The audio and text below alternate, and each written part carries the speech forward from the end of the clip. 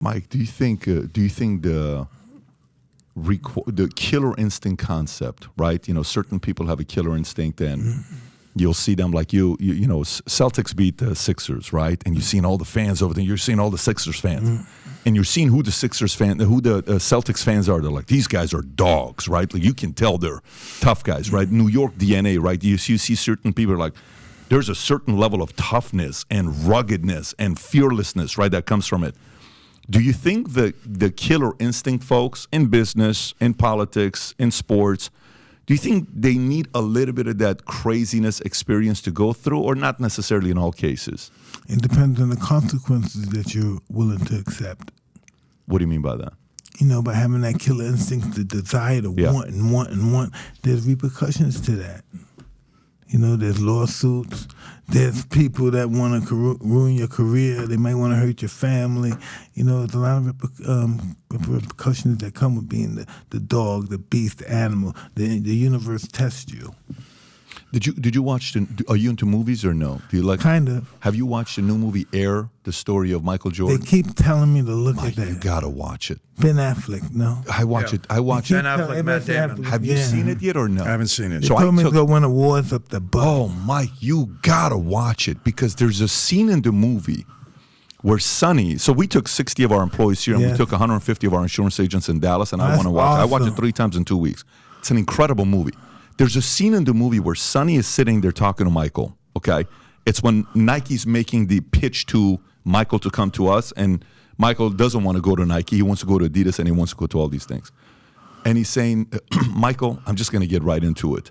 He says, look, no one's going to remember us. They're going to remember you. He says, we're all just people in your life. But long term, here's what's going to happen to you. Here's what America's good at. You're going to go up there, you're going to win. You're going to win a lot of championships. You're going to win MVPs. You're going to do this. You're going to do that.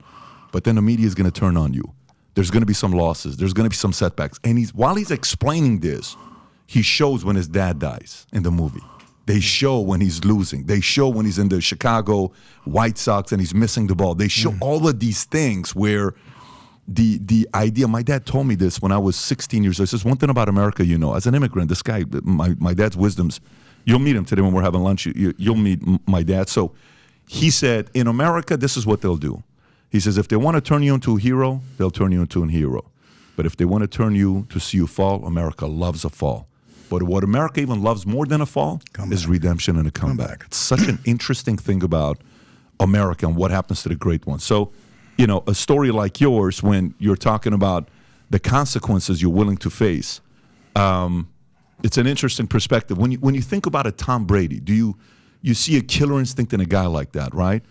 But he was raised in a good family environment, right? If you watch Man in the Arena, mom, dad, you know, 3 older sisters, you wonder, like, is the killer instinct DNA? Is the killer instinct life experiences? Is the killer instinct choice? It's interesting that you say that, because we know some athletes that's #1 and probably the best in the world in Europe. Their families are billionaires, but their families can't buy that spot. Being the best, they can't buy it. So it's not money; it's the desire to win. It's the individual. Yeah. Normally, when people are siblings of people that wealthy, they want to pretty much split from them. They want their own identity. Then sometimes they change their names because they want their own identity. They have their own self-worth. Mike, I want to stay on this to just ask this question from him. When he became the youngest heavyweight, okay? And we're all watching. We're like, oh my God, you know, they called it, Cus called it, these youngest heavyweight. Everybody's losing their minds, right? 20 years old, 21 years old, youngest ever heavyweight champion.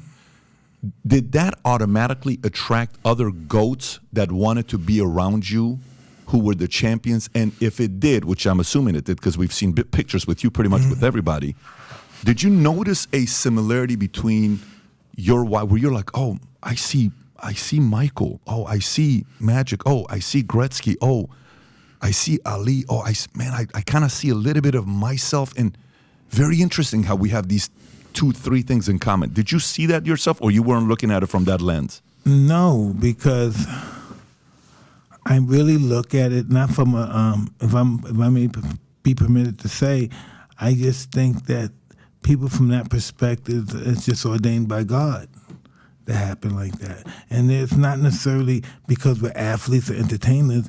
There are people who are pretty much ordained by God to be the greatest businessmen, to be the greatest garbage men. It's all from the universe.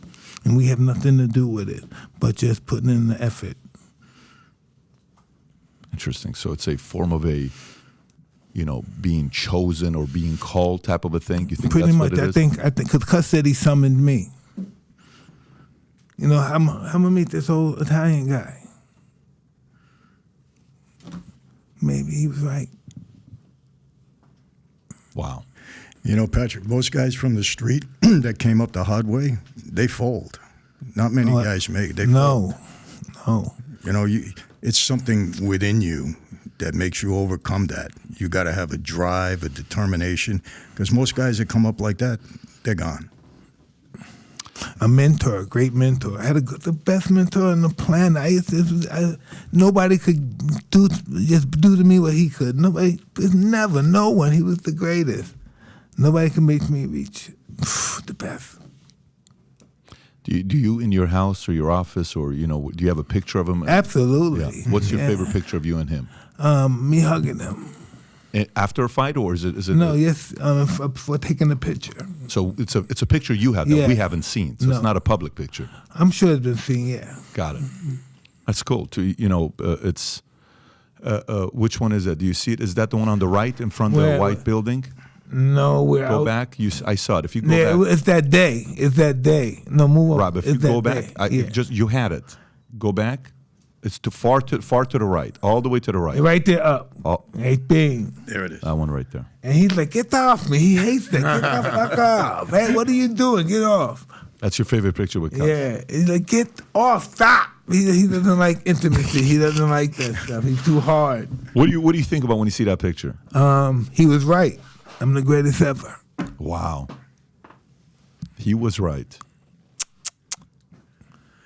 Pat, you bring up the Tom Brady thing, and obviously Tom Brady and Mike Tyson had a complete differing upbringing, not even a question. But one thing they did have was a chip on their shoulders. So you bring up Tom Brady, drafted in the 7th round, 189th pick. You see the picture of when he was drafted. He didn't even look. He looked like he was just some frat dude. His sisters were the good athlete. Exactly, right? So, but a chip on his shoulder. You look at MJ.